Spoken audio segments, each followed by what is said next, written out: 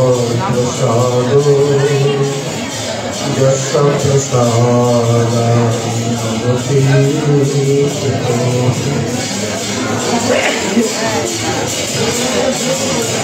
ध्येयं स्तवं तस्य यशस्त्रिसंज्ञं वन्दे गुरुश्रीचरणारविन्दम्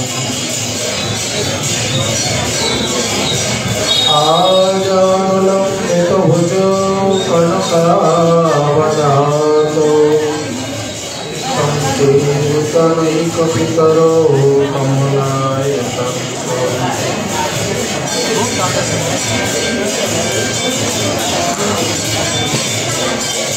विश्वम्भरो निजबलो जुगधर्मपालो वन्दे जगत्प्रियकरो करुणावतारो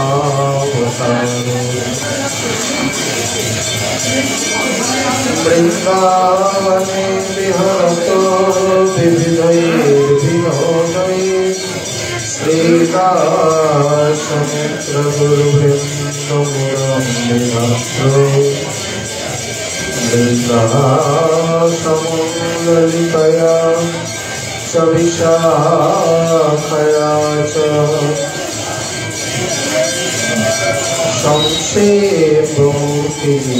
संक्षेपमूर्तिमयोश्चरणे प्रपद्ये श्रीमद्भागवतं नमामि यस्य एकस्य प्रसादतः अज्ञातारपि जानन्ति सर्वगमान्ति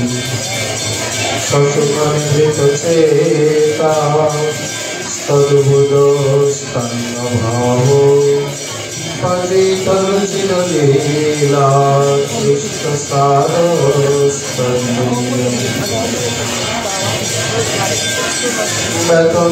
कृपया दुस्तत्तदीपं पुराणम् तमखिल विचिनाभिनं वैश्वसूनुं नतोऽस्मि नमो धर्माय महते नमः कृष्णाय वेदसे ब्राह्मणेभ्यो नमस्कृत्यो धर्मं सनातनं नारायणं नमस्कृत्य नरं चैव नरोत्तमं देवीं सरस्वतीं व्यासं ततो जयमुदीरये व्याधिष्ठानिखिलाभसंस्मृतमणि स्पृष्टा बहुपावनी रोगाणामभिवन्दिता निरसने सिद्धान्तपत्रासिनी शक्तिविदायिनी भगवत कृष्ण संरोपिता नस्ता तच्चरणविमुक्तिफलदा तस्यै तुलस्यै नमः जय रूप सनातन भट्ट रघुनाथ श्रीजीव गोपाल भट्टनाथ रघुनाथ ऐक्षाय गोसाई करी शरणबंदन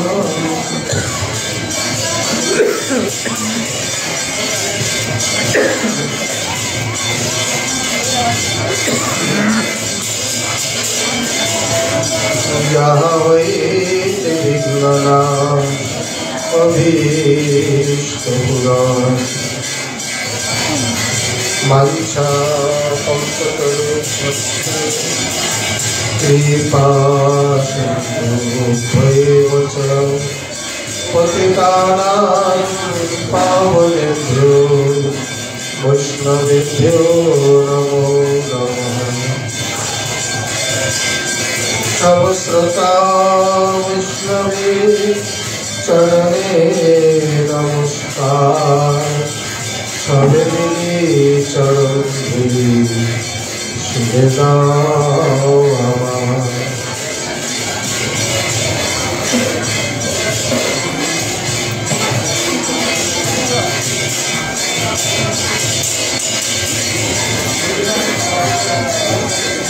জয় জয় শ্রীচৈতন্য জয় নিত্যানন্দ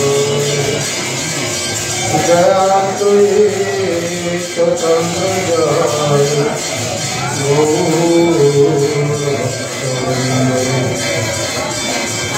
ভক্তবস্তু সহিত গৌরাঙ্গ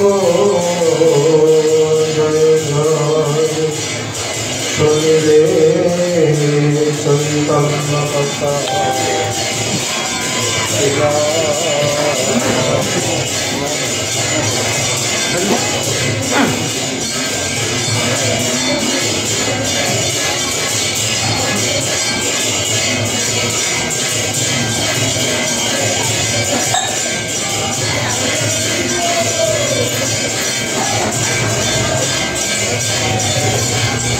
তবে হাসি প্রভু তারে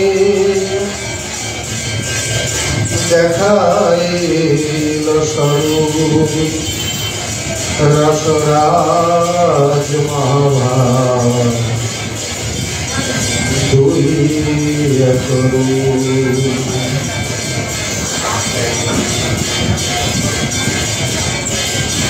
কলিযুগ পাবন অবতার শ্রী শ্রীকৃষ্ণ চৈতন্য মহাপ্রভু অতি পার্ষদ গৌরীয় আচার্য কুল ভাস্কর পরম বিরক্ত শিরোমণি কবিকুল মুকুটমণি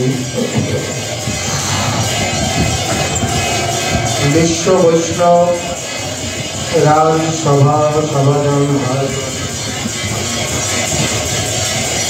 শ্রী শ্রী রাধা কুণ্ডাশ্রী শ্রী শ্রীল কৃষ্ণদাস কবিরাজ গোস্বামী চরণ তদীয় অমর মহাগ্রন্থ শ্রী শ্রী চৈতন্য চরিতামৃতে মধ্যলীলায় অষ্টম পরিচ্ছেদে শ্রী শ্রী রায় রামানন্দ সংবাদ প্রসঙ্গে শ্রীমন মহাপ্রভুর অনবদ্য স্বরূপ বা তার আবির্ভাবের অন্তরঙ্গ কারণ বর্ণন করতে গিয়ে বলছেন,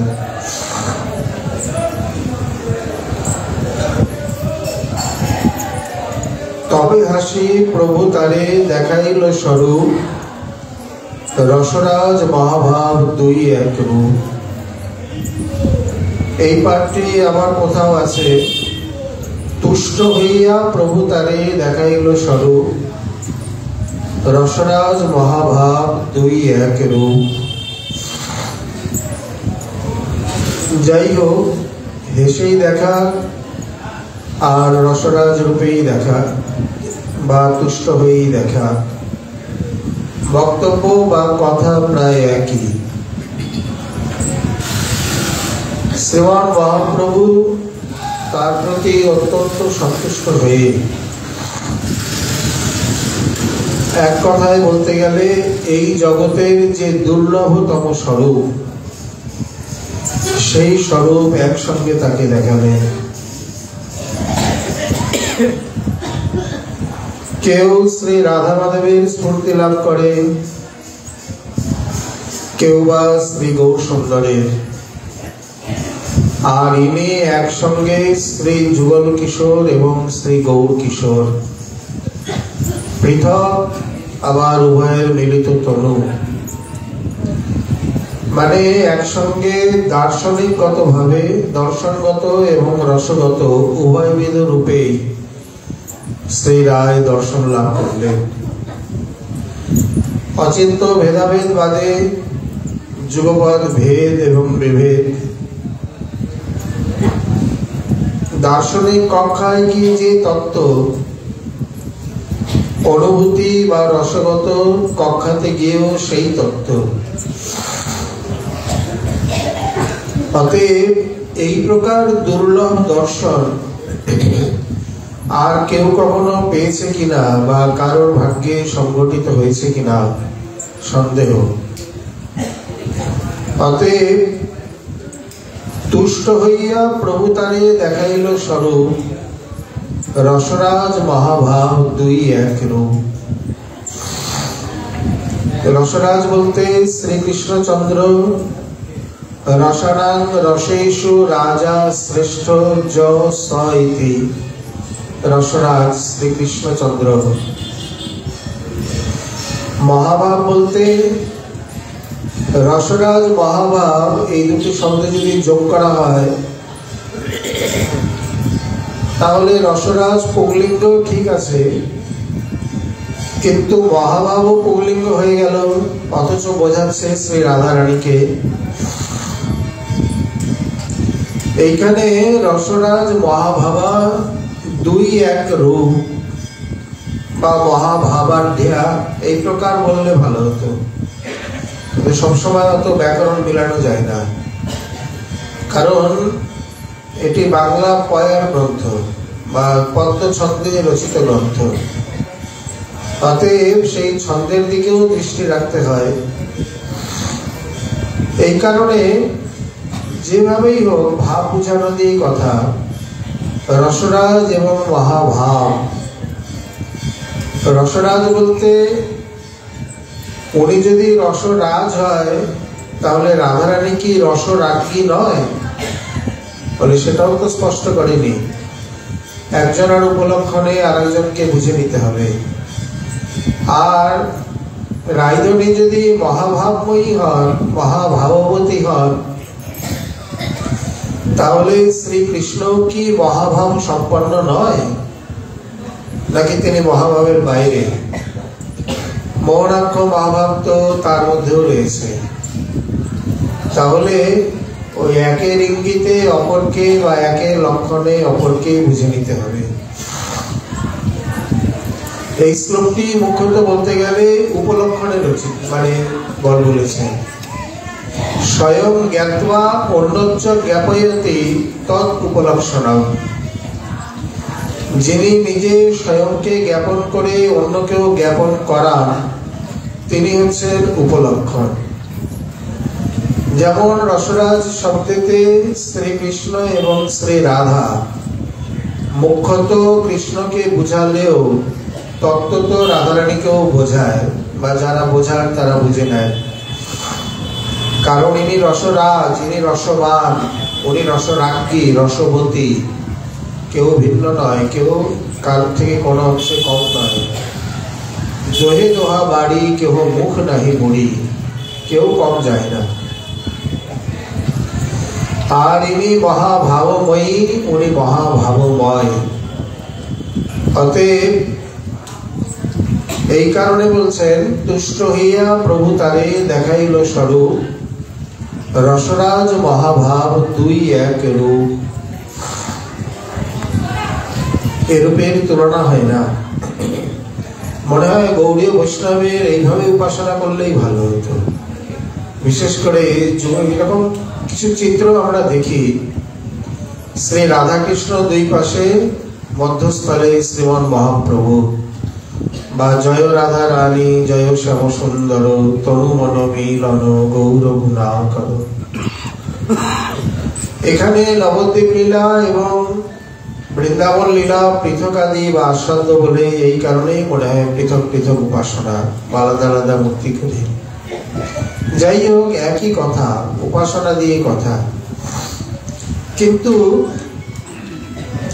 সম্প্রদায়ের ইতিহাসে দেখা যায় যে আজ থেকে বেশ কিছু বছর আগে এই গৌর উপাসনা, গৌর মন্ত্র ইত্যাদি নিয়ে অনেক বাদবিতণ্ডা হয়েছে, অনেক ঝগড়া কলহ, অনেক ভেদ বিভেদ, বিবাদ বিদ্বেষ।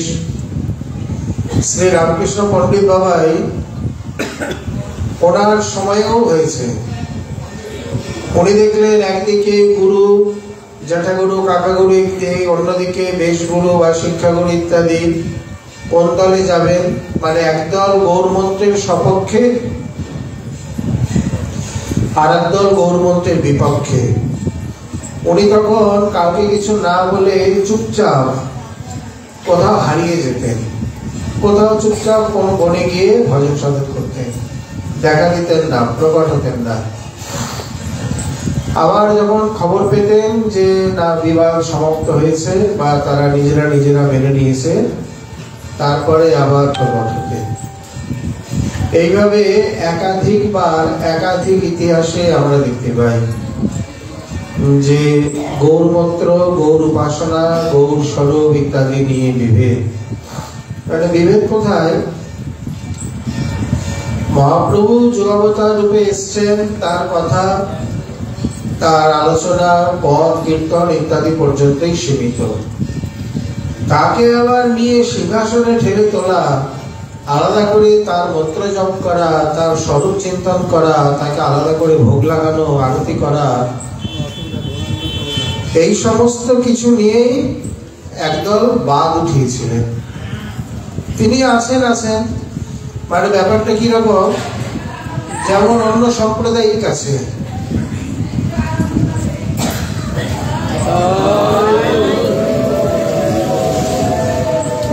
জয়দয়াল গোয়েঙ্কা একেবারে একজন মহাপুরুষ, কিন্তু উনি বলছেন শ্রীমান মহাপ্রভু হচ্ছেন কারক পুরুষ। উনি সমাজে কিছু করবার জন্য এসছেন, ওনাকে অবতার, ভগবান বা এই প্রকার মহাপ্রেমিক বলেও স্বীকার করেননি। তাই বলে কি মহাপ্রভু তাই? প্রভুদত্ত ব্রহ্মচারী, যার গ্রন্থ শ্রী পণ্ডিত বাবা স্পর্শ করেননি, ওই একই বিষয়, ওই একই। উনি পণ্ডিত বাবা ধমক দিয়ে বলছেন, ব্রহ্মচারী তুমি মহাপ্রভুর সম্বন্ধে কি জানো? তার সঙ্গে তোমার সঙ্গে কি সম্বন্ধ? তোমার এত বড় স্পর্ধা, তুমি গৌর কথা লিখতে গেছে। সম্বন্ধের কথা কেন তুললেন? না, মন্ত্র দীক্ষার দ্বারা সম্বন্ধ তৈরি হয়, এবং এই সম্বন্ধ তৈরি হয় গুরু ঘর থেকে। যার জন্য কাম্যবনে সিদ্ধ বাবা যখন ছোট সিদ্ধ বাবাকে শিক্ষা দিতে গেছেন, তিনি ওই একই কথা বলছেন যে সম্বন্ধ গুরু ঘর থেকে তৈরি হয়। এই জন্য এর এক নাম হলো সম্বন্ধানুগা। তা তোমার তো গুরু ঘর ঠিক নেই, অতএব তুমি প্রণালী নিয়ে এসো, তারপর আমি তোমাকে ভজন শিক্ষা দেব ইত্যাদি নানাবিধ আমরা ঘটনা বা বাদ বিতণ্ডা ইত্যাদি দেখে থাকি। পণ্ডিত বাবার মতে তুমি গৌর মন্ত্রে দীক্ষা লাভ করনি, তোমার সঙ্গে গৌরের সরাসরি সাক্ষাৎ কোনো সম্বন্ধ নেই। জাগতিক ভাবে সে তত্ত্বে যা আছে, জগতের পিতা কৃষ্ণ, কিন্তু সরাসরি তুমি গৌর মন্ত্র লাভ করনি। তুমি গৌরকে কতটুকু জানো? তোমার এত বড় স্পর্ধা, তুমি গৌরের সম্বন্ধে লিখতে গেছো। এইরকম ভাগবতের মতো 6 খণ্ড বেচারা পরিশ্রম করেছেন কত। হিন্দি ভাষায় 6 খণ্ড ভাগবতকে লিখেছে, এই চৈতন্য চরিতাবলী লিখেছেন, কিন্তু পণ্ডিত বাবা সেই গ্রন্থকে দেখা দূরে তার স্পর্শ পর্যন্ত করেনি। কারণ জানে আমি যদি এই গ্রন্থকে অনুমোদন করি, গ্রন্থ সম্প্রদায় চালু হয়ে যাবে, আর উনি সেটা চাননি। যার জন্যে উনি গ্রন্থকে কোনো প্রকার কোনো মান্যতা দেননি।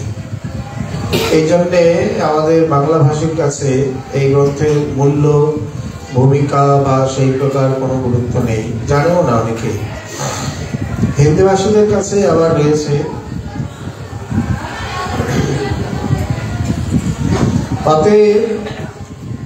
এই জন্যে তিনি যে বলছেন মহাপ্রভুকে তুমি কতটা জানো বা কে কতটা জানে, যে মহাপ্রভুর সম্বন্ধে লিখবে, বলবে বা জানবে, প্রকৃতপক্ষে তা নয়। তার মানে এইসব ঘটনায় দেখা যাচ্ছে পণ্ডিত বাবা শ্রীমান মহাপ্রভুর মন্ত্র উপাসনা বা তার অবতার অর্চন ইত্যাদির পক্ষে, এই কারণে যখন এই গোলমাল হতো তিনি লুকিয়ে যেতেন। বাস্তবিক গৌরকে বোঝা খুব কঠিন এবং পণ্ডিত বাবার একটি ভবিষ্যৎবাণীও রয়েছে। বলছেন আমাদের দিন তো যেমন তেমন চলে গেল, আগের দিন কেমন যায় দেখো। প্রকৃতপক্ষে গৌর তত্ত্বকে বোঝা বা উপলব্ধি করা সত্যিই সুকঠিন। গৌর ভক্তবৃন্দের কৃপা করা বর্ষিত না হলে স্বরূপত তাকে উপলব্ধি করা সত্যিই কঠিন। এখানে চৈতন্য চরিতামৃতে পরিষ্কার বলছেন রসরাজ মহাভাব দুই এক রূপ। বড় দুঃখ লাগে ওই যে এই কথাগুলো কেন আমরা তুললাম। বর্তমান দিনেও কোন নবীন পড়ুয়া আদি তারা বাক বিতণ্ডা করছেন শ্রীমান মহাপ্রভু এখানে রাধা কৃষ্ণের স্বরূপ নয়, রাধারানীর কেবল ভাবকান্তি অঙ্গীকৃত স্বরূপ। এখন এই কথা বললে ব্যাপারে অনেক বিতর্ক চলে আসে, আমরা বিতর্কের মধ্যে যেতে চাই না। এখানে গৌর গদাধরের উপাসনাকে মুখ্য করে এবং সেই গদাধরকে মুখ্য রাধারানী রূপে স্থাপন করার জন্য তার আপ্রাণ প্রয়াস এবং শাস্ত্রের বাণীগুলোকে টানাটানি করে আক্ষরিক অর্থকে নিয়ে বিবিধ প্রকারের লেখালেখি ইত্যাদি অনেক কিছু শুরু হয়ে গেছে। আর বর্তমানে এই ফেসবুক ইত্যাদি এমন একটি জঘন্য প্ল্যাটফর্ম যে মানে এইখানে ভালো জিনিস কতটুকু পাওয়া যায় তার থেকে এই তর্ক বিতর্ক এইসবই বেশি, কাদা ছড়াছড়ি। এ একটা বলে, ও একটা লেখে, ও একটা লেখে, ও তার পরিপ্রেক্ষিতে বলে, এই সমস্তই বেশি। সামনাসামনি হওয়ার কোনো স্পর্ধা নেই। শুধু তাই নয়, যখন তাদেরকে বলা হয়, কথাটা উঠেছে বাংলাদেশ থেকে, তাদেরকে যখন প্রস্তাব দেওয়া হলো এইভাবে লেখালেখি না করে তোমরা সামনাসামনি বসো, তারা বললেন বসতে পারি বৃন্দাবনের বাইরে। কেন না, বৃন্দাবনে তো সবাই রাধা রাধা করে। রাধা রাধা করে সব মূর্খের দল বৃন্দাবনে। কি জন্য করে? তুমি তোমার যুক্তি, তোমার বাণী, শাস্ত্র বাণী বা এই প্রকার দিয়ে তাদের খণ্ডন করো। এতটুকু স্পর্ধা নেই। বৃন্দাবনে বসে তত্ত্ব আলোচনা করব, আগেই শর্ত বৃন্দাবনের বাইরে বসবো, এইখানেই তো বোঝা যাচ্ছে। শুধু তাই নয়, এখানে বহু বহু মহাজন বহু বহু প্রকারে শ্রী গৌর অবতারে বা তার পরে বহু বহু সেবা, স্বরূপ, নাম ইত্যাদি সব উপাসনা উপাস্য ধারায় নিয়ে এসছেন, করেছেন। শ্রীমান মহাপ্রভু প্রকট থাকতেই সর্বাবতারী, তিনি কোনোদিন কাউকে টোকা দেয়নি, যে যেভাবে ইচ্ছা করে গেছেন। কিন্তু আমরা কি করব? আমাদের জন্য কি করণীয়? আমরা যদি গৌড়িয়া মানে গৌড়ীয় সম্প্রদায়ভুক্ত হই, তাহলে আমাদের সম্প্রদায়ের আচার্যকে, সম্প্রদায় সবসময় চলে আচার্যের কলমে, ইষ্টের কলমে নয়, মানে উপাস্য তত্ত্বের কলমেও নয়। উপাস্য শ্রী ভগবান, যুগল কিশোর, গৌর কিশোর সবই ঠিক, কিন্তু তারা তো স্পষ্ট উপায় নির্দেশ কিছু দেননি। তারা তো সবাইকেই মান্যতা দিয়েছেন। শুধু তাই নয়, কবিরাজ লিখেও গেছে, কৃপায় কইল বহুত নামেরও প্রচার। প্রভুর সামনেই এক একজন এক এক নাম করে গেছেন।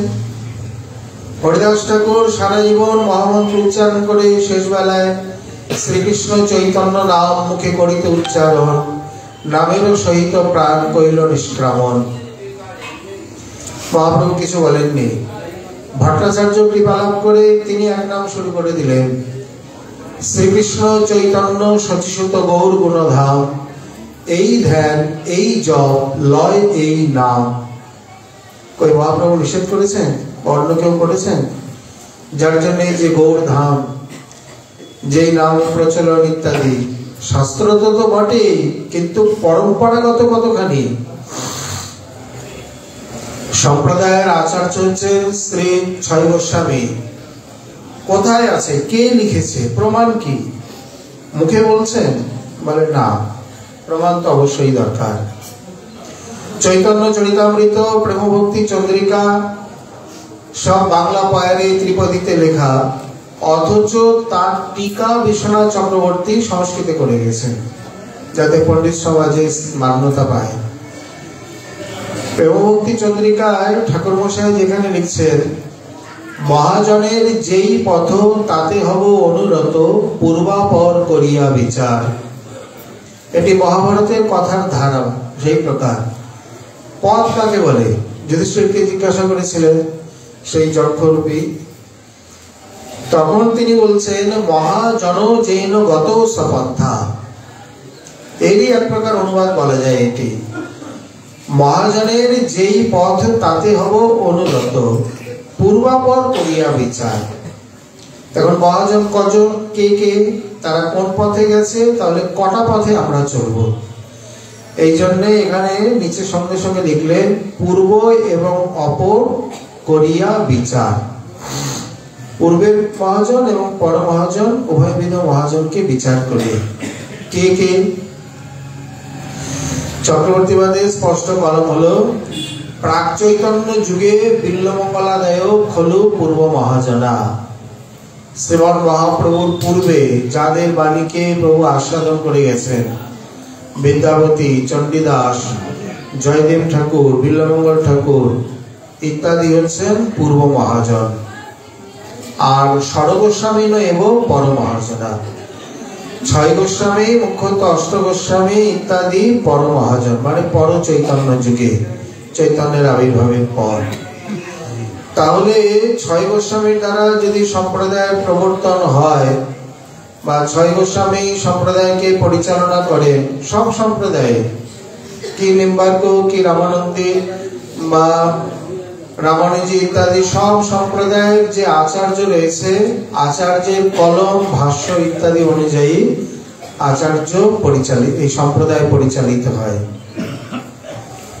এইখানে আমাদের কোন আচার্য বা এই প্রকার গৌর গদাধরের উপাসনা কোথায় স্থাপন করে গেছেন, কোথায় দেখিয়ে দিয়ে গেছেন বা প্রচলন করে গেছেন? এইভাবে তো গৌর গদাধর, একেশ্বর গৌর, গৌর বিষ্ণুপ্রিয়া, নাগরী ভাব ইত্যাদি ইত্যাদি কত শত মত পথ প্রচলন হয়ে গেছে। এক বঙ্গদেশেই তো কত মত। নবদ্বীপে এক প্রকার, শ্রীখণ্ড আদির দিকে গেলেই এক প্রকার, আবার অন্যত্র আর এক প্রকার, বৃন্দাবনে আর এক প্রকার। কতগুলি মানে লোকই আছেন তাদের একই কথা, ও বৃন্দাবনবাসীরা শুধু রাধা রাধাই জানে, আর কিছু জানে না। এই বাস্তব কথা। বনগাঁ অঞ্চলে আমাদের প্রাক্তন মহন্তজি উনি পাঠ করছেন, রাধারানীর কথাই বলেছেন। উনি রাধারানীর কথাই বেশি বলতেন, ভালোবাসতেন, ওনার গ্রন্থাদিতে সেই ঝঙ্কারি। নবদ্বীপের একজন বিখ্যাত বক্তা তারপরে উঠে মানে মহারাজজি হেসে বলছেন, বলে এখন আমি আসর থেকে বেরোতে পারিনি, বড় আসর বেরোতেও তো সময় লাগে, লোকজন প্রণামাদি করে, ততক্ষণে উনি উঠে গেছেন। উঠে যাতে আমি শুনতে পাই সেইভাবে জোর করে বলছেন, এটা বৃন্দাবন নয়, এটা বঙ্গভূমি। এখানে শুধু রাধা রাধা করলে হয় না, এখানে নিতাই গৌর করতে হয়। এক প্রকার কটাক্ষ করলেন বা খণ্ডন করলেন। নিতাই গৌরকে তো বাদ দিয়ে তো নয়, তাহলে বঙ্গভূমিতে রাধা রাধা করা যাবে না, বা রাধারানীর কথা বলা যাবে না, শুধু বৃন্দাবনেই বলা যাবে। বা ব্রজবাসী বৈষ্ণব বলে সবাই তারা কেবল রাধে রাধে করে, আর কিছু জানে না, তাহলে তারা অজ্ঞ বা সংকীর্ণ।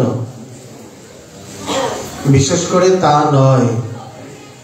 এইখানে অনেক অনেক প্রশ্ন, অনেক কথা, অনেক বিতর্ক ইত্যাদি অনেক কিছু চলে আসে। মুখ্যত শ্রীমুখ গোস্বামীগণ যদি এই প্রকার অন্য উপাসনা দিয়ে যেতেন,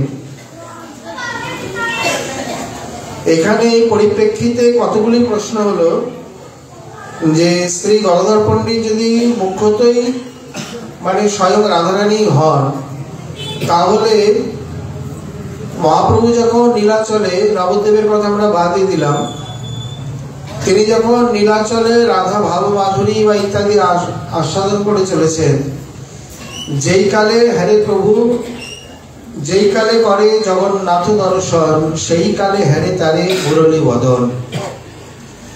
এখানে শ্রীমন মহাপ্রভু রাধা ভাব, যদ্যপি রাধা ভাব দুটি সুবলিত, তাহলে জগন্নাথ শ্রীকৃষ্ণ, রাধারানী, এই মহাপ্রভু শ্রীকৃষ্ণ, তাহলে দুই কৃষ্ণ দুজনকে দেখছেন। এ তো সমপর্যায় হয়ে গেল, উনিও পুরুষ ইনিও পুরুষ। আর সৃষ্টির আদি নিয়ম থেকে পুরুষে পুরুষের অসচ্ছ্বাস হয় না, তাহলে উনি পুরুষ রূপেই চিরকাল থাকতেন। উনি পুরুষ প্রকৃতি এই প্রকার আর সৃষ্ট করতেন না বা ভিন্ন করতেন না। রসিক শেখর কিভাবে রসাস্বাদন করতে হয় মর্মে মর্মে জানে এবং আমাদের জানিয়েছেন। প্রকৃতি পুরুষ ভাব কেনই বা তিনি স্বয়ং পুরুষ রূপে আর সকলকে প্রকৃতি ভাবে নিয়ে আসলেন? ব্রজের ভজনে কেনই ভাব দিলেন? কেন অন্যভাবে তাকে আস্বাদন করা যেত না? বলছেন না, কারণ বিপরীত ধর্মী না হলে সেই প্রকার সেই আকর্ষণ, সেই উন্মাদনা, সেই আসক্তি জন্মায় না। সমলিঙ্গে সেই আসক্তি জন্মানো সম্ভব নয়, ওটা একটা বিকৃত স্থিতি। অতএব এখানে তিনি পূর্বে থেকেই সেই ভাবকে প্রকট করে রসাস্বাদন করে চলেছেন।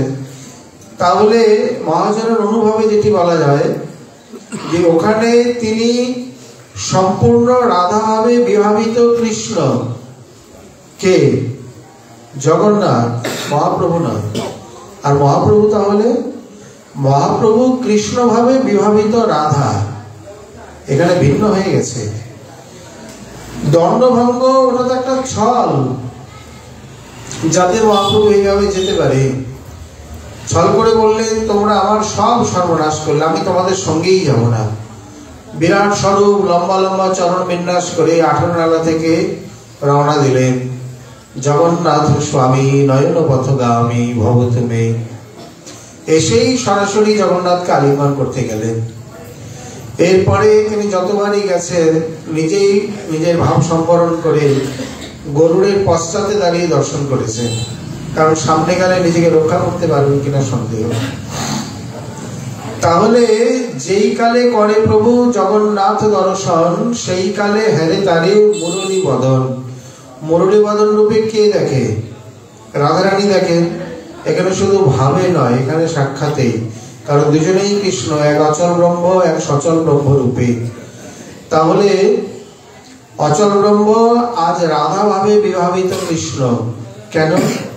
হতে পারে দ্বারকার ঠাকুর, কিন্তু যে ভাব নির্যাসে পর্যায়ে আজ তিনি জগন্নাথ হয়ে প্রকট হয়েছেন, তার মধ্যে তো রাধা ভাবই প্রধান।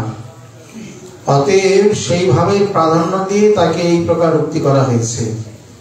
আর শ্রীমন মহাপ্রভু যদ্যপি কৃষ্ণ স্বরূপ, কিন্তু সম্পূর্ণ রাধা ভাবে বিভাবিত হয়ে, মানে রাধারানীর মতনই তিনি দর্শন করছেন, সেইভাবেই আস্বাদন করছেন। সেই তো পরাণনাথ পাইনু, যাহা লাগি মদন দহনে ঝুরি গেল।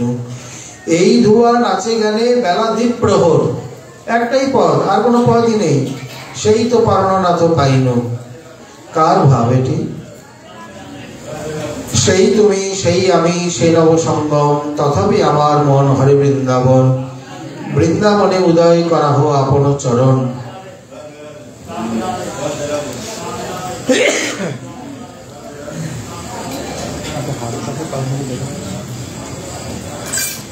বৃন্দাবনে উদয় করা হো আপন চরণ, তবে তোমার পূর্ণ কৃপা মানি। এগুলো কার ভাব? কোন ভাব?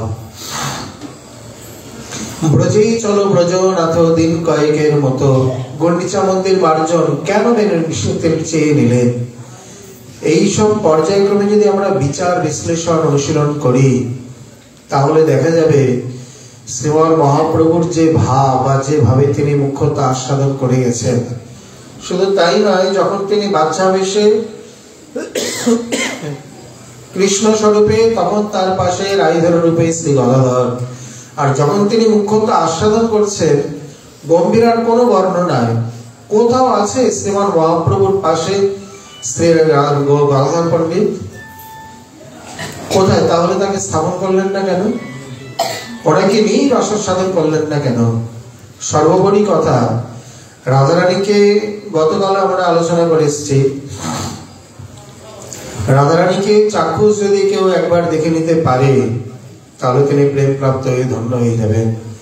মহাপ্রভুকে দর্শন করে লক্ষ কোটি জন ব্রহ্মাণ্ড ভরে সকলে প্রেম পেয়েছে, কিন্তু গদাধর পণ্ডিতকে দর্শন করে কেউ একজন প্রেম পেয়েছে?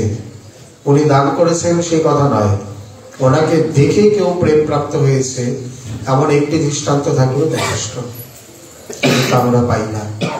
অতএব অনেক বাদ বিতণ্ডা বিচার ইত্যাদি রয়েছে, সেটা আমরা বাদই দিলাম। মুখ্যত গোস্বামীগণ তাহলে এত বাণী থাকা সত্ত্বেও এই উপাসনাকে কেন স্থাপন করে বা প্রচলন করে যাননি? এর অন্যতম কারণই হলো স্বয়ংরূপে তো এইখানেই রয়েছে, তারই তো উপাসনা দিয়ে গেছেন, তারপরে তার পাশে আবার কাকে স্বয়ংরূপে স্থাপন করবেন? যেখানে রসরাজ মহাভাব দুই এক রূপ, রাধাকৃষ্ণ এক আত্মা দুই দেহ ধরি, অন্যান্য বিলস রস আস্বাদন করি, সেই দুই এক এবে চৈতন্য গোসাই, লীলারস আস্বাদিতে দোহে হইল এক ঠাই। এই সকল অংশে সকল মহাজনের একই অভিমত, কেবল ভাবকান্তি মিলিত তনু নয়, সর্বত প্রকারের মিলিত তনু শ্রী গৌর সুন্দর। ভাবকান্তিতে তো বটেই, এবং অঙ্গাঙ্গী ভাবে সর্বতভাবে যত প্রকারের মিলন সম্ভব হয় আপনি কল্পনা করুন, ব্যাখ্যা করুন। এবং এই জন্যই আমরা বারবার বলি, করপাত্রীজি এত বড় একজন জ্ঞানী সন্ন্যাসী, জ্ঞান চর্চা করে গেছেন, তিনি নারদ ভক্তি সূত্রের ব্যাখ্যা লিখছেন, এবং এই বাণীটি তার। তাহলে এত বড় জ্ঞানী পুরুষ তিনি যদি অনুভব করতে পারেন, সাধারণ ভক্ত কেন অনুভব করতে পারে না? এটাই মায়া, এটাই দৈব। করপাত্রীজি বলছেন, পরিষ্কার প্রেমের জগতের অঙ্কই আলাদা। বিভিন্ন মহাজনের গ্রন্থ পড়তে হয়, তবে কি দিক খোলে, বুদ্ধি খোলে বা দিক পরিষ্কার হয়, তা নাহলে এই ধোঁয়াশা থেকেই যাবে। করপাত্রীজির মতো মহাত্মা অনুভব করে বলছেন, প্রেমের জগতের অঙ্কটাও ভিন্ন। এখানে এক এক যোগ করলে দুই হয়, ওখানে এক এক যোগ করে এক হয়ে গেছে। তাহলে গৌর সুন্দরের তত্ত্ব উনি বুঝে গেছেন, অথচ একজন গৌরিয়া বুঝলেন না, এবং সেই নিয়ে সে গোষ্ঠী তৈরি করছে।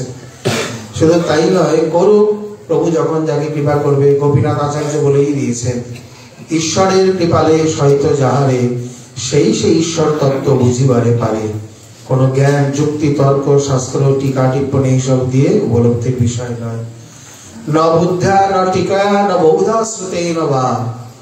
কত পণ্ডিত এই প্রকার কত তলে তলিয়ে গেল। পণ্ডিত বাবা ভবিষ্যৎ দ্রষ্টা, এইসব দেখে শুনেই মনে হয় বলেছেন, পরবর্তীকালে বড় বড় পণ্ডিতেরও মাথা ঘুরে যাবে গৌর সুন্দরের তত্ত্ব নিরূপণ করতে গিয়ে। যেখানে রসরাজ এবং মহাভাব গোস্বামীগণ দুই বিশাল ভাণ্ড আমাদের সামনে দিয়ে গেছেন, সেখানে তাকে বাদ দিয়ে তার পাশে অন্য স্বরূপ বসিয়ে আমরা কেন পৃথক উপাসনা পদ্ধতিকে চালু করব? যে যা পারে করুক, যা বুঝেছে তাই করুক, আমরা অন্তত করব না। বিশেষ করে ব্রজে, ব্রজবাসী বা গোস্বামীগণের আনুগত্যে যারা। শুধু তাই নয়, এমন কথাও শোনা যায় যে ওনারা 6 গোস্বামী আর আমরা কেউ গোস্বামী নয়, আমরা নিত্যানন্দ অদ্বৈত বংশধর নই, আমরা তাহলে কি? ওনাদের কথাই মানতে হবে। তার মধ্যে যেমন কানুপ্রিয় গোস্বামী, রঘুনাথ দাস গোস্বামী ইত্যাদি নিয়েও কত বিতর্ক। কেউ বলে উনি তো কায়স্থ, ওনাকে কে গোস্বামী উপাধি দিলেন? চিন্তা করা যায় কিরকম দুর্বৃত্ত। কানুপ্রিয় প্রভুর বর্তমান কালে অনেক অনেক বিতর্ক উঠেছে। উনি তো বৈদ্য, উনি আবার গোস্বামী হলেন কি করে? উনি তো কবিরাজি ব্যবসা। কিন্তু বংশ মর্যাদা, তার প্রীতি গুণ, গোস্বামী যে এই প্রকার কেবল উপাধিতে টাইটেল এইভাবে দেওয়া হয় না। গোস্বামী শব্দের প্রকৃত তাৎপর্য কি? গো মানে পৃথিবী, গো মানে ইন্দ্রিয়, গো মানে গো সম্পদ ইত্যাদি। গো শব্দের অনেক অর্থ। এখানে গবানাং ইন্দ্রিয়ানাং স্বামী ইতি গোস্বামী। এই 6 প্রকারের বেগ যিনি দমন করেছেন, যেমন শ্রী রূপ গোস্বামী উপদেশামৃতে বলছেন, বাক্যবেগ, মনোবেগ, ক্রোধবেগ আর উদর উপস্থ জিহ্বা বেগ সুদূরবার। এই 6 বেগ যেবা করে দমন, সে পারে সকল পৃথিবী করিতে শাসন। স্বশিষ্যাদিমাং, এই কথার ধ্বনি কতদূর যায়? তিনি যদি এই প্রকার 6টি বেগ যার দমন হয়ে গেছে, তিনি যদি সম্পূর্ণ পৃথিবীকে শিষ্য করে তাহলে তিনি শিষ্য করতে পারেন, তার সেই ক্ষমতা বা সামর্থ্য যোগ্যতা এসে গেছে। ইমাংশ শিষ্যাত, অতএব তারাই এই প্রকার হলেন গোস্বামী পদবাচ্য। এটি বাহ্য অর্থে, আরো অনেক গুণার্থ রয়েছে। সেখানে কে কায়স্থ, কে বৈদ্য, কে কি, অথচ তার গুণ, কৃতি, সুকৃতি, আলোচনা, কর্ম এইসব বিচার না করে কেবল জাতি বিচার। অতএব এই প্রকার সংকীর্ণবাদী যারা গণ্ডীভূত তাদের মধ্যেই এগুলো দেখা যায়, উদারবাদী কখনোই নয়। তাহলে শ্রীমন মহাপ্রভু আমাদের যা দিয়ে গেছেন, গোস্বামীগণ বিশেষ করে, এখন যদি কেউ বলেন ওনারা ব্রজবাসী, ব্রজের আচার্য, তাহলে সম্প্রদায় ব্রজের বাইরে নবদ্বীপে যতটুকু, নীলাচলে যতটুকু, শ্রীখণ্ডে যতটুকু, বা জাজিগ্রাম, উড়িষ্যা ইত্যাদিতে, মেদিনীপুরে যতটুকু, তাদের আচার্য তাহলে আলাদা নাকি? পুরো গৌড়েশ্বর সম্প্রদায় সে যতদূর বিস্তৃত। আমরা প্রসঙ্গত আর একটু বলেও নি, এইসব আলোচনা মনে হয় খুব কমই হয়। মহাপ্রভুর নাম হচ্ছে গৌর, গ ঔকার বৈষণ্য র, তাই তো? আর আমাদের লেখা হয় আমরা গৌড়ীয়। এই গৌড়ীয় থেকে গৌড়ীয় হলো কিভাবে? এটি কখনো মাথায় আসে না বা জিজ্ঞাসা জাগে না? গৌড় বলতে তো গৌড় মণ্ডল, গৌড় মণ্ডল সম্বন্ধীয়, সেখানে গৌড়ীয়। তা আমরা গৌড় সম্বন্ধীয় না গৌড় মণ্ডল মানে স্থান সম্বন্ধীয়, কোনটি? যদি বলা যায় আমরা গৌড় মণ্ডল সম্বন্ধীয়, তাহলে গৌড়কে গৌণ করা হলো। মুখ্য গৌড় থেকেই তো গৌড়েশ্বর সম্প্রদায়। গৌড়েশ্বর সম্প্রদায়ে কই বৈষ্ণবরা তো লেখা হয় না, ওখানে তো দৈশন্যরা লেখা হয়। আর গৌড় দৈশন্যরা তো গৌড় মণ্ডলকে, বঙ্গভূমি আদিকে বোঝায়। তাহলে এই সম্প্রদায় কদিনের মধ্যে এত বিকৃত হয়ে গেল কি করে? শব্দটা এতখানি বদলে গেল কি করে? আর কোন মহাজন, কোন সিদ্ধ পুরুষ একে পরিবর্তন করলেন না? মুখ্যত তা নয়। গৌর, গৌড় মণ্ডল খুব একটা ভিন্ন নয়। কারণ শ্রী গৌর মণ্ডল ভূমি যেবা জানি চিন্তামণি তার হয়, অতএব তার হয় ব্রজভূমি বাস। অভিন্ন শ্রী ব্রজমণ্ডল যে নবদ্বীপ ধাম, এখানে গৌড় মণ্ডল বলতে এই অংশটিকে ধরেছেন শ্রী মনোহর দাসজি মহারাজ অনুরাগ পল্লীতে।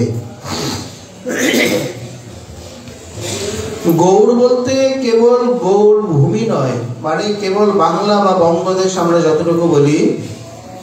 বলি মহারাজের পুত্রদের মধ্যে যেখানে ভাগ হয়ে যায় অঙ্গ, বঙ্গ, কলিঙ্গ রূপে, তিন পুত্রকে তিনটে জায়গা দিয়ে যান। আগে থেকে গিয়ে হয় একজনের নাম অঙ্গ, যার বর্তমান নাম বিহার, একজনের নাম বঙ্গ, যার নাম বাংলা, একজনের নাম কলিঙ্গ, যার নাম উড়িষ্যা।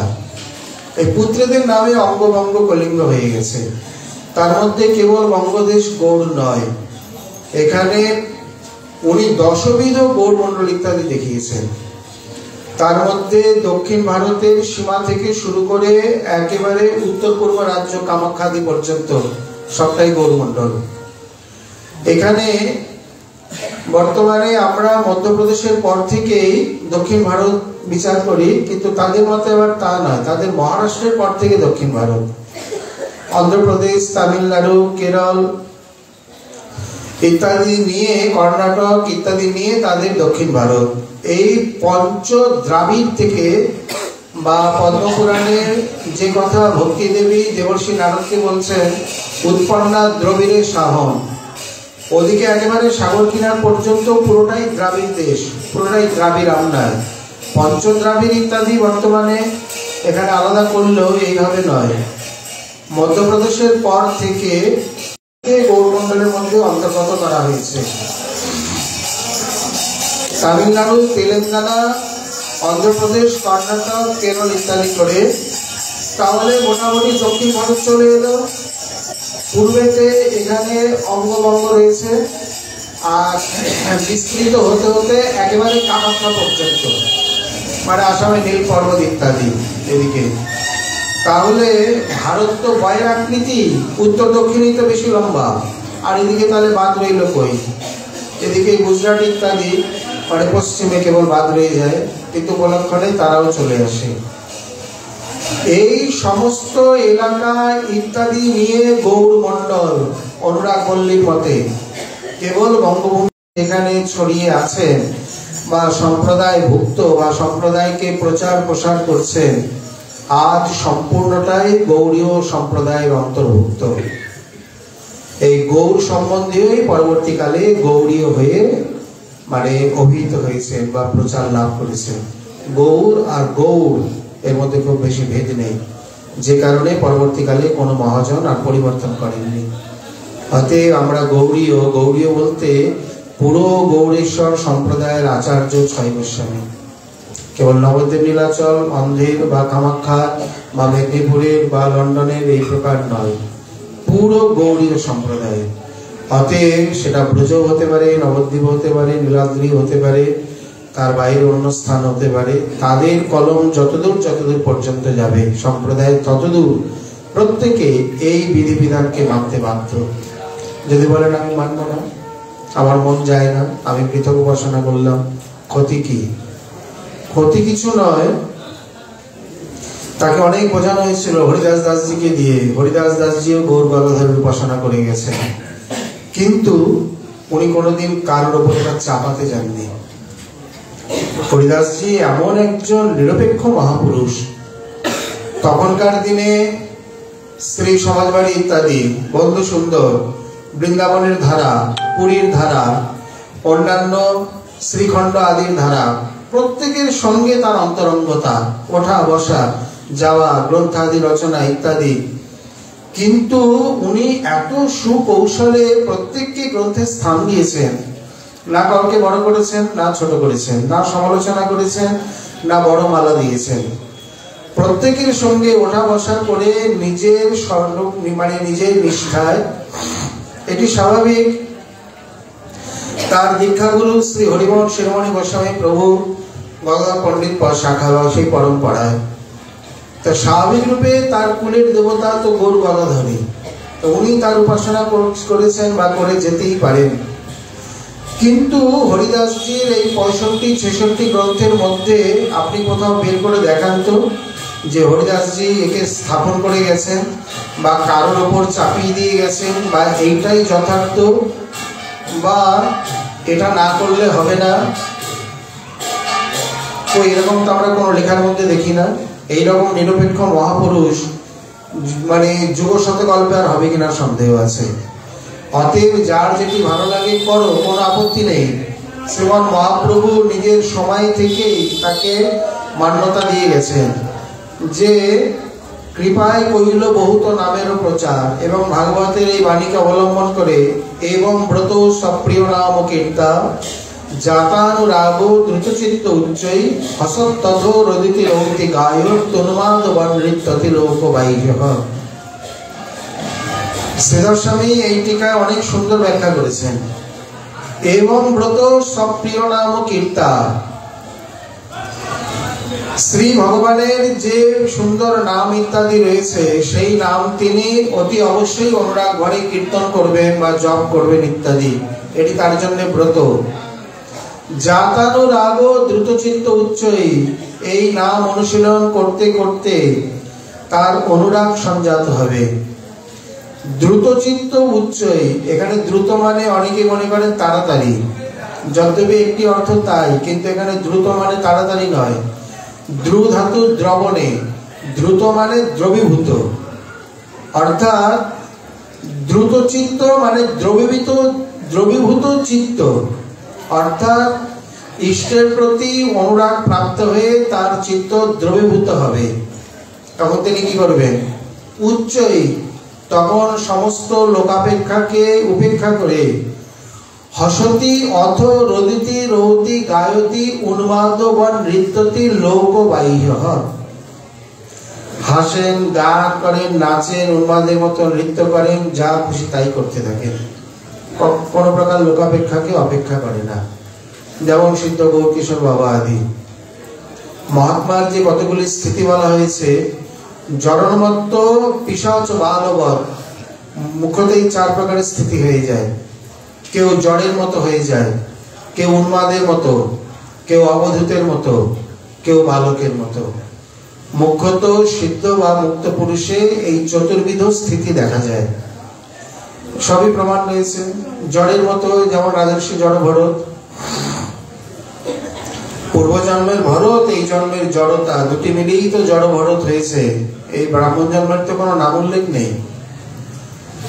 একাদশ স্কন্ধে অবধূত যে দত্তাত্রেয় যদু মহারাজকে লক্ষ্য করে 24 গুরু সংবাদ বলেছিলেন, সিদ্ধ গৌর কিশোর বাবা আদি উন্মাদবধ, আবার শ্রী গোপাল দাস দাদু মহারাজ ইত্যাদি বালবধ, বালকের মতো। কখনো হাসছেন, কখনো কিছু বলছেন, পিঠে চাপড় দিচ্ছেন, এই নাম বলছে, এই ভুলে যাচ্ছে। মুখ্যত এই 4 প্রকারের স্থিতি দেখা যায়।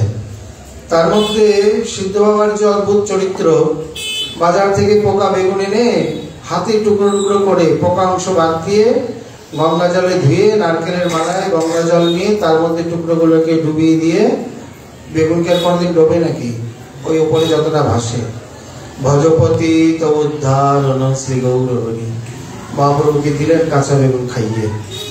বেশ 1-1.5 ঘন্টা ভোগারতি করে ভাবের সঙ্গে তারপর সেই বেগুনের টুকরোগুলো গঙ্গা জলে ডুবিয়ে ডুবিয়ে যখন প্রসাদ পাচ্ছেন, আহ কি স্বাদ! হরিদাসজি নিজের চোখে দেখে লিখেছেন, কারো শুনি না, কাপড় চোপড় যুক্ত না।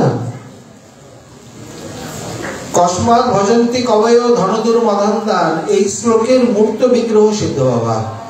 শ্মশান থেকে সেই পরিত্যক্ত বসন নিয়ে আসতেন, গঙ্গা জলে ধুয়ে সেইগুলো পড়তেন। ভক্তিবিনোদ ঠাকুর মহাশয় কত চেষ্টা করেছেন, কোনো মতেই পারেননি। একদিন তো ঘুরতে ঘুরতে সেই নিষিদ্ধ পল্লীতে পতিতার নিয়ে চলে গেলেন। এখন উনি একজন উচ্চশিক্ষিত ডিএম আদি, উনি কি করে যান? সেখানে গিয়ে আর চিৎকার করে হাসছে, আজ আজ কেদার বাবুকে আচ্ছা ঠকান ঠকিয়েছি, সেই মাতাদের ঘরে গিয়ে বসেছিলাম, লাভ পাইনি। অদ্ভুত অদ্ভুত। এসে বলছেন, আজকে নির্জলা ব্রত আছে, কালকে তোমার এখানে পালন করবো। বলে, বাবা সময় মতো এসো কিন্তু। ঠিক আছে। পরের দিন কখন এলেন? বেলা 3টের পর 1 বোঝা কাঠ মাথায় করে এনে ফেলে বলছেন, দাও কি আছে, দাও একটু পালন করি। 3টের সময় পালন, দ্বাদশী আছে এখনো। অদ্ভুত অদ্ভুত চরিত্র, কি বলবেন আপনি? কোন প্রকার কোনো বাহ্য লোকাপেক্ষা নেই। কে কি বললো না বললো, কোথায় কি হলো না হলো। কোনো মতে 2-4 জন শিষ্য করেছিলেন, তার শিষ্য বুঝতে পেরেছে গুরুদেব কাকে বলে। বাংলাদেশ থেকে চিঠি লিখতেন, বাবা একটু সেবা অঙ্গীকার করুন, বাবা একটু বলুন কি সেবা করবো। খালি বারবার লিখি, বাবা সেবা, বাবা সেবা। একদিন এমন এক চিঠি দিলেন, বললেন বিষ্ণুপ্রিয়া ঠাকুরানীর মতো বসে বসে একান্তে হরিনাম করবে, একবার হরিনাম করে একটা চাল রাখবে, এইভাবে হরিনাম করে যে চালটা হবে ওটা আমার সেবার জন্য পাঠিয়ে দিও। শিষ্যর জীবনে কোনোদিন চিঠি লেখেনি, বাবা কি সেবা করবো, এক সেবাতেই হয়ে গেছে। হরিনাম করে কতটুকু চাল হয়? চাল তো ছোট ছোট। ভগবানের সেই রকম, যেগুলো লাগবে বেশি সেগুলোকে করেছে ছোট ছোট। একেবারে সব মানে কুড়িয়ে নেওয়া তোলা যায় না। কোথায় সর্ষে, কোথায় পোস্ত, কোথায় চাল, কোথায় গম, লাগবে এত এত, বানিয়েছে এইটুকুটুকু। কেন? একটা হাতির মতো বানালেই হতো, একটা একটা করে ঘরে নিয়ে যেতে, হয়ে যেত। এইভাবে এত নাম করে, মানে কত নাম করে কত চাল হবে এই যে গুরুদেবের কাছে পাঠাবে। অন্তত কিলো 10-20 না পাঠালে মান থাকে, মুখ থাকে। আর 10 কিলো চাল মানে কত হরিনাম, হিসাব করা যায়? জীবনে আর কোনোদিন চিঠি লেখেনি যে গুরুদেব কি সেবা করবো, এক সেবাতেই সিদ্ধ হয়ে গেছে। এই যে শ্লোকের তাৎপর্য, এইখানে শ্রীমন মহাপ্রভু প্রবর্তিত, গোস্বামীগণ আচরিত, উপদিষ্ট যুগধর্ম যে শ্রী হরিকৃষ্ণ নাম, 16 নাম 32 অক্ষরাত্মক মহামন্ত্র, এই নাম করে যেমন গুরুদেবের দেওয়া সিদ্ধ স্বরূপ, তাকে চিন্তন করে তারপর যা ভালো লাগে করো, তাকে উপেক্ষা করে নয়, তাহলে মর্যাদা হানি হবে, সিদ্ধি লাভ আদৌ হবে কিনা সন্দেহ। তেমনি প্রভু প্রদত্ত গোস্বামী আচরিত এই শ্রী হরিনাম যথেষ্ট সংখ্যাদি পূর্ণ করে তারপর যা ভালো লাগে করো, রাধা করো, কৃষ্ণ করো, নিতাই করো, গৌর করো, যা খুশি করো, কোনো আপত্তি না, কোনো শাস্ত্রীয় বাধা নেই। एवं ब्रत सब प्रिय नाम कीर्ता তিনি এই প্রকার নিজের প্রিয় নাম কীর্তন করতে পারেন বা তার জীবনে ব্রত হতে পারে। কিন্তু এখানে কথা হলো এটি যে সেটি তোমার জন্য, তুমি এইরকম বলে মাইকে বা জোর করে অন্যকে চাপিয়ে দেওয়া বা না করলে চাবুক মারা বা এটা করতেই হবে নইলে আমার শিষ্য হতে পারবে না, আমার কাছে থাকতে পারবে না, এইসব কোনো কিছুই করা যাবে না। হরিদাস দাসজি নীরবে কেবল নিজের সাধন করে গেছেন, কোনোদিন কোনো বাণীতে বা কোনো কারোর ওপর কাউকে উপদেশই করতেন না। চাপাবেন কাকে? ওর উপর অন্যের উপর দেবেন না কেন? কিন্তু আমরা যদি রসগত তাৎপর্যগত বিচার করি, গোস্বামীগঞ্জে শ্রীমান মহাপ্রভুর উপাসনা দিয়ে গেছেন, তার পাশে তার বিবাহিত পত্নী নেই কেন? বিষ্ণুপ্রিয়া ঠাকুরানীকে রাখলে ক্ষতি কি ছিল? বলে অন্য কিছু নয়, ভাবের ক্ষতি হতো, ভাবে ব্যাঘাত হতো। রাধাকুণ্ডে এরকম একটা প্রবাদই আছে, বিষ্ণুপ্রিয়া ঠাকুরানীর তিথি যত না সমাদরে পালিত হয়, মা জাহ্নবী ঠাকুরানীর তিথি তার থেকে অধিক সমাদরে পালিত হয়। বিষ্ণুপ্রিয়া দেবীর থেকে কি ঠাকুরানী বেশি বা বিষ্ণুপ্রিয়া দেবী কম? কি উত্তর দেবেন আপনি? প্রকৃতপক্ষে ভাবগত বিচারেই মনে হয় পরম্পরা চলে এসছে। কারণ মা জাহ্নবী ঠাকুরানী হলেন তিনি ব্রজের অনঙ্গ মঞ্জরী, তার থেকে সম্প্রদায়ের প্রবর্তন। অতএব বিষ্ণুপ্রিয়া দেবী তিনি প্রভুর পার্শ্বে আছেন, তিনি তার ধরনী, তার অনবদ্য তপস্যা, ত্যাগ, বৈরাগ্য মূর্তি, তার আচরণ কোনো কিছুরই কোনো তুলনা হয় না। কিন্তু ব্রজের গৌড়ীয় বৈষ্ণবীয় ধারায় বা রূপানুগীয় ধারায় যে ভজন, সেই ভজনে মহাপ্রভুর পরিকরগণের মধ্যে তো এরকম একজন কেন, আরো কত শতজন আছে। কিন্তু শত শত জনকে তো এখানে সেইভাবে উপাস্য তত্ত্বে বা সিংহাসনে নিয়ে আসা যায় না। বা মহাপ্রভুই এতজন থাকা সত্ত্বেও তিনি ৬ গোস্বামীকে কেন আচার্য করলেন? বিচার করে দেখো এতটুকু। কারণ তারা একেবারে মণি মন্দিরের, নিকুঞ্জ মন্দিরের সেই মণিকোঠার লোক, একেবারে অন্তঃপুরে যোগপীঠের সব থেকে সামনের লোক, নিকটস্থ তারা। কেন? তার থেকে হরিদাস ঠাকুর বা স্বরূপ দামোদর আদি, রায় রামানন্দ আদি সাক্ষাৎ মহাপ্রভুর দ্বিতীয় কলেবর, তা উনি চৈতন্যলীলার ভান্ডারী, ওনাকেই তো আচার্য করে গেলে ভালো হতো, তাই না? সেখানে রূপ সনাতন কোথায়? এই তাৎপর্যগুলি যদি কেউ বোঝে তাহলে মনে হয় তার বিতর্কের সমস্ত অবসান হয়ে যায়। প্রকৃতপক্ষে যে রসগত উপাসনা আমাদের দেওয়া হয়েছে, যে কারণে চৈতন্য চরিতামৃতে রাধারানীকে মা বলে উল্লেখ থাকলেও গৌড়ী বৈষ্ণব তাকে কখনোই মা বলে ডাকে না, মনে করে না, উপাসনা পদ্ধতিতে নেই। তাহলে তো এই নিয়েও বিতর্ক হবে। তিনি জগৎ জননী, পরাম্বা পরান্তা পরাম প্রকৃতি, তোমরা কোথাকার কে যে তাকে মা বলো না? নাও এবার উত্তর দেয়। অতএব কেবলমাত্র দুটো শাস্ত্র কথা পড়ে বা দেখে সেই প্রমাণে পণ্ডিত হওয়া যায় বা বিতর্ক করা যায়, কিন্তু শাস্ত্রের ভাব তাৎপর্য অধিকতা হওয়া যায় না। এই জন্য বারবার সেই স্বরূপ দামোদর প্রভুর কথা মনে পড়ে, ভাগবত পরগিয়া বৈষ্ণবের স্থানে একান্ত আশ্রয় করো চৈতন্য চরণে। চৈতন্যের ভক্তগণের নিত্য করো সঙ্গ, তবে সে বুঝবে তুমি সিদ্ধান্ত তরঙ্গ। প্রকৃতপক্ষে রসরাজ মহাভাব আমরা তো এই শব্দের মধ্যে যেতেই পারলাম না। কেবল একটা বিতর্ক বর্তমানে দেখা দিয়েছে, কলিযুগে এরকম আরো কত দেখা দেবে তার ঠিক নেই। প্রকৃতপক্ষে রসরাজ মহাভাব বলতে কি বোঝায়, শ্রীমান মহাপ্রভুর কৃপা হলে আবার আমরা আগামীকাল আস্বাদনে আশা রাখি। আজকে আমাদের শ্রী শ্রী রায় রামানন্দ সংবাদ কথা এখানেই বিশ্রাম লাভ করব। নিতাই গৌর।